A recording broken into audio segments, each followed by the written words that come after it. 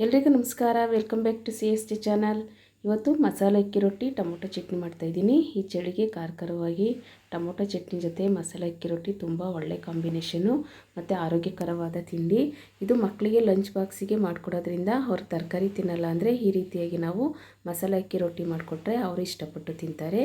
ಬನ್ನಿ ಅದು ಹೇಗೆ ಮಾಡೋದು ನೋಡೋಣ. ಮೊದಲಿಗೆ ನಾನು ಮಸಾಲೆ ಅಕ್ಕಿ ರೊಟ್ಟಿ ಮಾಡೋದಕ್ಕೆ ಅಕ್ಕಿ ಹಿಟ್ಟು, ಒಣಮೆಣ್ಸಿನ್ಕಾಯಿ, ಕೊತ್ತಂಬರಿ ಸೊಪ್ಪು, ಸಬ್ಬಸಿಗೆ ಸೊಪ್ಪು, ಈರುಳ್ಳಿ, ಕ್ಯಾರೆಟು, ಸೌತೆಕಾಯಿನ ಚೆನ್ನಾಗಿ ತುರಿದು ಇಟ್ಕೊಂಡಿದ್ದೀನಿ. ಕ್ಯಾರೆಟ್ನು ಸಹ ತುರಿದು ಇಟ್ಕೊಂಡಿದ್ದೀನಿ.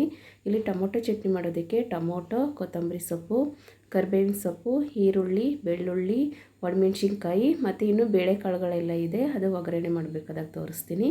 ಈಗ ಒಂದು ಪಾತ್ರೆ ತೊಗೊಂಡು ಅದಕ್ಕೆ ನಾನು 1 ಕಪ್ಪಷ್ಟು ಅಕ್ಕಿ ಹಿಟ್ಟನ್ನು ಸೇರಿಸ್ಕೊಳ್ತಾ ಇದ್ದೀನಿ.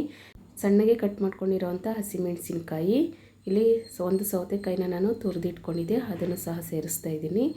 ಸಣ್ಣಗೆ ಕಟ್ ಮಾಡ್ಕೊಂಡಿರೋವಂಥ ಈರುಳ್ಳಿ, ಕರಿಬೇವಿನ ಸೊಪ್ಪು, ಕೊತ್ತಂಬರಿ ಸೊಪ್ಪು,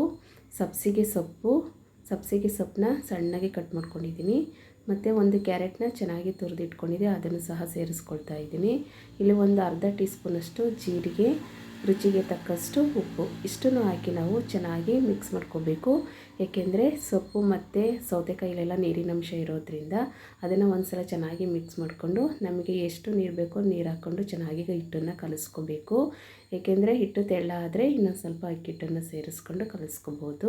ಈ ರೀತಿಯಾಗಿ ಹಿಟ್ಟನ್ನು ಚೆನ್ನಾಗಿ ಕಲಿಸ್ಕೊಂಡು ಇಟ್ಕೊಂಡ ನಂತರ ಅದನ್ನು ಒಂದು ರೋಟಿ ಪೇಪರ್ ತಗೊಂಡು ಎಣ್ಣೆಲ್ಲ ಸವರಿ ನಿಂಬೆಹಣ್ಣಿನ ಗಾತ್ರದ ಉಂಡೆಗಳನ್ನಾಗಿ ಮಾಡಿಕೊಂಡು ಉಂಡೆನ ಚೆನ್ನಾಗಿ ರೊಟ್ಟಿನ ತಟ್ಟಬೇಕಾಗುತ್ತೆ.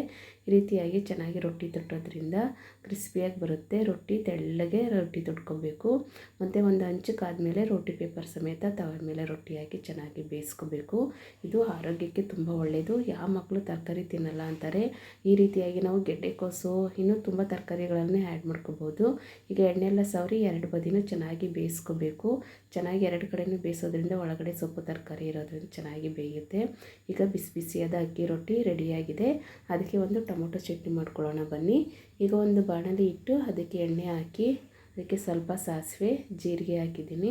ನಂತರ ಸ್ವಲ್ಪ ಇಲ್ಲಿ 1 ಸ್ಪೂನಷ್ಟು ಕಡಲೆಬೇಳೆ, 1 ಸ್ಪೂನಷ್ಟು ಉದ್ದಿನ ಬೇಳೆ ಹಾಕಿದ್ದೀನಿ.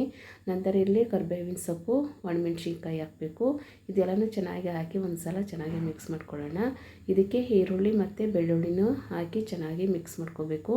ಮಿಕ್ಸ್ ಮಾಡ್ಕೊಂಡು ಇದು ಒಗ್ಗರಣೆಯಲ್ಲಿ ಚೆನ್ನಾಗಿ ರೋಸ್ಟ್ ಆಗಬೇಕು. ಆ ರೀತಿಯಾಗಿ ನಾವು ಇದನ್ನು ಬೇಯಿಸ್ಕೋಬೇಕಾಗುತ್ತೆ. ಈ ರೀತಿ ಬೇಯಿಸ್ಕೊಂಡ ನಂತರ ಈರುಳ್ಳಿ ಕಾಳೆಲ್ಲ ಚೆನ್ನಾಗಿ ಬೆಂದ ಮೇಲೆ ಅದಕ್ಕೆ ಟೊಮೊಟೊ ಸೇರಿಸ್ತಾ ಇದ್ದೀನಿ. ಟೊಮೊಟೊ ಇಲ್ಲಿ ಒಂದು 4 ದಪ್ಪ ಟೊಮೊಟೊನ ನಾನು ಕಟ್ ಮಾಡಿ ಇಟ್ಕೊಂಡಿದ್ದೆ. ಅದನ್ನು ಸಹ ಹಾಕಿ ಚೆನ್ನಾಗಿ ಈ ರೀತಿಯಾಗಿ ಮಿಕ್ಸ್ ಮಾಡ್ಕೋಬೇಕು. ಮತ್ತು ಮಿಕ್ಸ್ ಮಾಡ್ಕೊಂಡು ರುಚಿಗೆ ತಕ್ಕಷ್ಟು ಉಪ್ಪನ್ನು ಆ್ಯಡ್ ಮಾಡಬೇಕು. ಈ ರೀತಿ ಉಪ್ಪನ್ನು ಸೇರಿಸೋದ್ರಿಂದ ಟೊಮೊಟೊ ಬೇಗ ಬೇಯುತ್ತೆ. ಮತ್ತು ಟೊಮೊಟೊನ ಯಾವ ರೀತಿ ಅಂದರೆ ಅದು ತುಂಬ ಚೆನ್ನಾಗಿ ಬೆಂದು ಸ್ಮ್ಯಾಶ್ ಆಗಬೇಕು. ಈ ರೀತಿಯಾಗಿ ನಾವು ಚೆನ್ನಾಗಿ ಸ್ಮ್ಯಾಶ್ ಮಾಡಿಕೊಂಡು ಟೊಮೊಟೊನ ಬೇಯಿಸ್ಕೊಂಡ್ರೆ ಟೊಮೊಟೊ ಚಟ್ನಿ ತುಂಬ ಟೇಸ್ಟಿಯಾಗಿ ಬರುತ್ತೆ.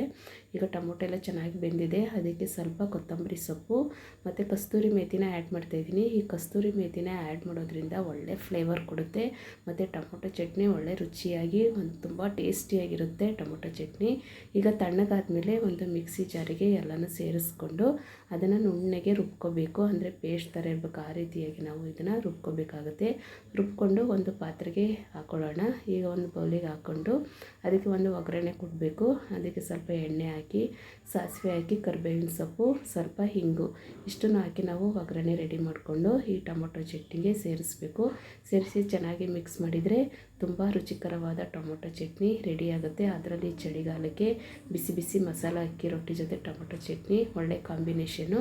ಮಕ್ಕಳಿಗೆ ಈ ರೀತಿಯಾಗಿ ನಾವು ಲಂಚ್ ಬಾಕ್ಸಿಗೆ ಮಾಡಿಕೊಟ್ರೆ ಅವರು ಇಷ್ಟಪಟ್ಟು ತಿಂತಾರೆ. ಆರೋಗ್ಯಕರವಾದ ಮಾರ್ನಿಂಗ್ ತಿಂಡಿ ಇದು. ನೀವು ಒಮ್ಮೆ ಟ್ರೈ ಮಾಡಿ. ನಮ್ಮ ವಿಡಿಯೋ ನಿಮಗೆ ಇಷ್ಟ ಆದರೆ ಲೈಕ್ ಮಾಡಿ, ಶೇರ್ ಮಾಡಿ, ಸಬ್ಸ್ಕ್ರೈಬ್ ಮಾಡಿ. ನಮಸ್ಕಾರ.